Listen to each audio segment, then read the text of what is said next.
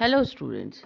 आज हम अपने इस वीडियो में पढ़ेंगे फाइलम स्लेरेंट्रेटा की एक एनिमल के बारे में जिसका नाम होता है ओबिलिया।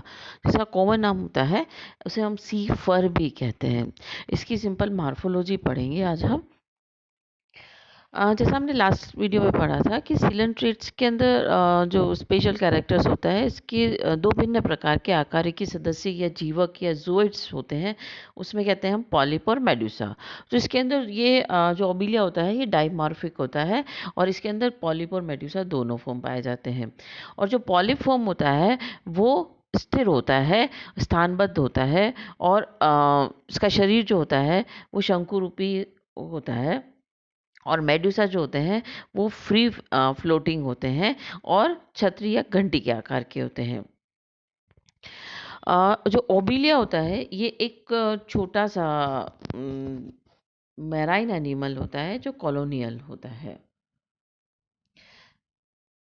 इसकी हम सिस्टमेटिक पोजीशन की बात करते हैं तो इसका जो कॉमन जो स्पीशीज़ होती है वो होती है ओबिला जेनिकुलेटा।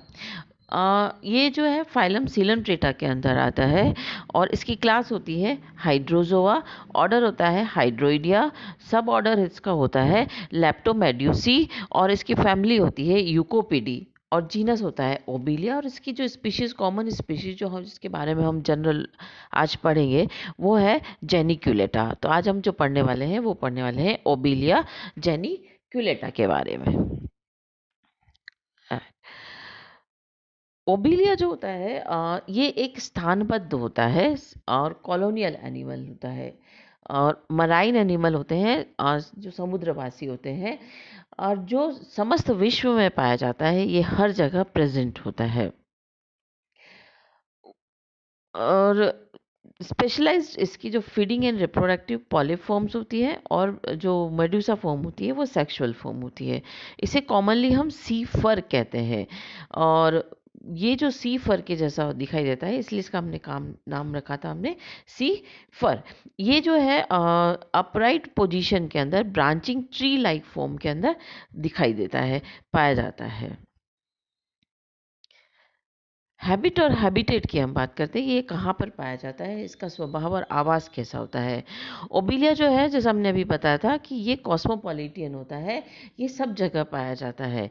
और वाइटिश ब्राउन या लाइट ब्राउन कलर का फर जैसा दिखाई देता है, प्लांट लाइक स्ट्रक्चर दिखाई देता है। और ये कॉमन नेम इसलिए हम इसे क्या बोलते हैं, सी फर। ये दोनों फॉर्म में पाया जाता है, पॉलिप फॉर्म भी होती है और मेडुसा फॉर्म भी होती है। और इसकी जो पॉलिप फॉर्म होती है वो सेडेंटरी होती है, मराइन होती है, और ये कॉलोनी बना के रहता है from attach on the sub surface of the seaweeds हैं, मोलस्कन शेल्स, रोक्स या वुडन पाइल्स। और ये शेलो वाटर के मिलता है, इनकी अप टू 80 मीटर की डेप्थ पर ये पाया जाता है। ये दोनों फॉर्म में होता है, अलैंगिक और लैंगिक दोनों रूप में पाया जाता है। इसका अलैंगिक रूप जो होता है वो हाइड्राइड कॉलोनी होती है। जैसा हमने अभी बताया कि ये चट्टान, जंतु के कवच या लकड़ी के ढेर या प्लांट लेमनेरिया, एक समुद्री पौधा होता है, उसके ऊपर चिपका हुआ रहता है। जैसा कि आप यहाँ पे इस चित्र के अंदर देख रहे हैं, यहाँ पे जो ओबिलिया कॉलोनी ग्रो हो रही है वो लिमनेरिया प्लांट पे ग्रो हो रही है।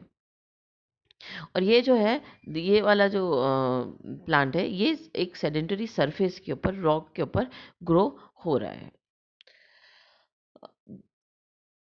एक कोमल होता है, हल्के भूरे रंग के फर के समान दिखाई देता है। और इसका जो लैंगिक रूप होता है, जैसे मेड्यूसा होता है, वो बहुत छोटी घंटी या छाती के समान होता है, और वो फ्री फ्लोटिंग होता है। अब मार्फोलॉजी की बात करते हैं, स्ट्रक्चर की बात करते हैं। ओबिलिया जो है बहुत स्मॉल एक मराइन हाइड्राइड होता है, right. It looks like a small branching, एक पेड़ के जैसा दिखाई देता है, ट्री लाइक दिखाई देता है, और वाइटिश और ब्राउन कलर का होता है। इसकी हाइट होती है 2 to 3 सेंटीमीटर के आसपास होता है। और ये जो है सिम्पोडियल ग्रो होता है, एंड हॉरिजॉन्टली जो इसमें दिखाई देता है, एक हॉरिजॉन्टली थ्रेड लाइक, दो स्ट्रक्चर्स के अंदर होते हैं। एक हॉरिजॉन्टली थ्रेड लाइक स्ट्रक्चर होता है, इसे हम बोलते हैं हाइड्रोरीजा बोलते हैं। और इसके हाइड्रोरीजा से वर्टिकल ब्रांच निकलती है जो 2.5 सेंटीमीटर 2 to 3 सेंटीमीटर के बीच में होती है, और इसे हम हाइड्रोक्यूलस कहते हैं। और जो हाइड्रोरीजा और हाइड्रोक्यूलस जो होता है ये मिला करके इसकी एक कॉलोनी का निर्माण करते हैं। ओके, अब हाइड्रोरीजा और हाइड्रोकेलस के बारे में पढ़ लेते हैं। जो हाइड्रोरीजा होता है, ये बेसल पार्ट होता है कॉलोनी का, और ये ट्यूबुलर प्रोसेस, इसके अंदर एक स्टोलन्स जो है वो पाए जाते हैं। इनकस्ट ये सरफेस सबस्ट्रेटम के ऊपर चिपका हुआ रहता है कॉलोनी को।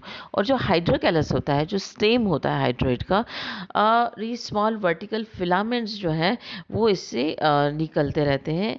और इस हाइड्रोस्तंभ से शाखाएं जो निकलती है वो ऑल्टरनेट निकलती है। कभी कभी इन पार्श्वीय शाखाएं, जो लेटरल शाखाएं, उनसे तीसरे क्रम की शाखाएं भी निकलती है। प्रत्येक शाखा के शीर्ष पर एक ज़ोइड होता है। जो पॉलिपज़ोइड होता है उसे हम गैस्ट्रोज़ोइड्स कहते हैं, जो न्यूट्रिटिव होता है। और उसकी एक्सेल के अंदर, ब्रांच के अंदर रिप्रोडक्टिव ब्रांच निकलती है, जैसे गोनोज़ोइड, ब्लास्टोज़ोइड्स या ब्लास्टोस्टाइल कहते हैं। इस प्रकार से इसके ऊपर दोनों प्रकार के जीवक या ज़ोइड्स पाए जाते हैं, इसलिए ये डाइमॉर्फिक होता है। और जब ब्लास्टोस्टाइल से प्लेट के आकार की रचनाओं का निर्माण हो जाता है, जिसे हम मेड्यूसा कहते हैं, तो ये ट्राइमॉर्फिक हो जाता है।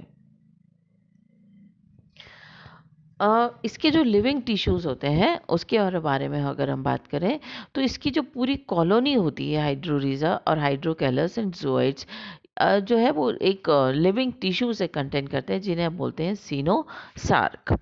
अब जो सीनोसार्क होती है ये डाइप्लोब्लास्टिक होती है, यानी द्विजनन स्तरी होती है।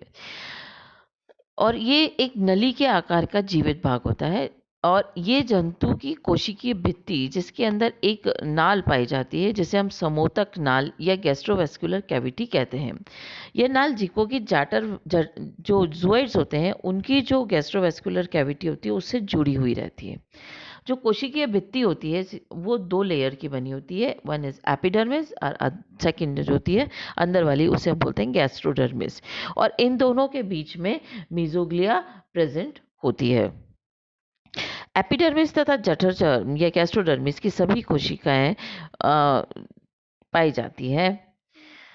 और इसके बीच में एक नेरो कैनाल पाई जाती है, जैसा हमने पढ़ा था, सिनोसार्क कैनाल जो है वो प्रेजेंट होती है, जो कि इसको फूड और ये पहुंचाने में उसकी हेल्प करती है। जैसे हम इस फिगर के अंदर देखते हैं कि इसके बीच के अंदर जो ये पूरी जो कैनाल दिख रही है, इस कैनाल को हम कहते हैं सिनोसार्क कैनाल। और इसके अंदर ये वाले जो पॉलिप्स हैं, सॉरी, ये जो है ये कहलाते हैं पॉलीफॉर्म हाइड्रोइड कहलाते हैं। और ये जो दूसरे स्ट्रक्चर्स हैं, दूसरे वाले ज़ोइड्स हैं, इसे हम बोलते हैं गोनोज़ोइड्स या ब्लास्टोज़ोइड्स। एपिडर्मिस इज थिन, इस पर जो लेयर पाई जाती है एपिडर्मिस जो होती है थीन होती है। इसके बारे में हम बाद में अगले वीडियो में ज़्यादा पढ़ेंगे। It includes epitheliomuscular layers, cells होती है, mucus secreting cells, interstitial cells, nerve cells and nematoblast cells. सभी तरह की सेल्स जो है वो एपिडर्मिस में प्रेजेंट होती हैं। और जो गैस्ट्रोडर्मिस होती है वो गैस्ट्रोवेस्कुलर कैविटी की लाइनिंग बनाती है, और उसमें endothelial cells, nutritive cells, gland cells and nerve cells present होती है। अब इसके ऊपर एक प्रोटेक्टिव कवरिंग पाई जाती है, जो होती है पेरिसार्क की। सिनोसार्क के बाहर पीला या भूरे रंग का एक प्रोटेक्टिव कवरिंग पाई जाती है, जो कि दृढ़ होती है, पारदर्शी होती है और निर्जीव क्यूटिकली आवरण होता है। और इस आवरण को हम बोलते हैं पेरिसार्क या पेरिडर्म बोलते हैं। और इसका स्रावन जो है एपिडर्मिस द्वारा बाहर की ओर होता है, और ये स्तर कॉलोनी को सुरक्षित रखता है और एक सहारा सपोर्ट प्रदान करता है, और ये एक एक्सोस्केलेटन की जैसे कार्य करता है। पेरिसार्क सिनोसार्क के निकट संपर्क में रहती है। जब ये बिल्कुल नई कॉलोनी होती है तो पेरिसार्क और सिनोसार्क बिल्कुल जुड़ी हुई रहती है। लेकिन जैसे जैसे कॉलोनी पुरानी होती जाती है, इन दोनों के लेयर के बीच में एक गैप आने लग जाता है, और ये दोनों लेयर जो है वो अलग अलग हो जाते हैं। लेकिन जहाँ पर भी अधिचर्मी कोशिकाएं बाहर की ओर वृद्धि कर जाती है, वहाँ पे ये दोनों वापस से मिल जाती है। प्रत्येक जीवक के आधार पर पेरिसार्क में एक छल्लेदार एन्युलाई बन जाती है। पेरिसार्कल एन्यूलाई कहते हैं जिसको। और ये सामान्यतः प्रत्येक पार्श्व शाखा के आधार के नीचे भी मुख्य स्तंभ पर भी एक ऐसा वलय पाया जाता है। पेरिसार्क निवय को दृढ़ बनाता है और वलय जो होते हैं, जो एन्यूलाई है, वो संकीर्णन के कारण जल धाराओं के प्रभाव से कॉलोनी को कुछ सीमित तक मूवमेंट प्रदान करते हैं। आज के लिए इतना ही। नेक्स्ट वीक जो भी है, नेक्स्ट इसके बारे में, जो पॉलीमॉर्फिज्म के बारे में पढ़ेंगे, वो हम नेक्स्ट क्लास में पढ़ेंगे। Thank you.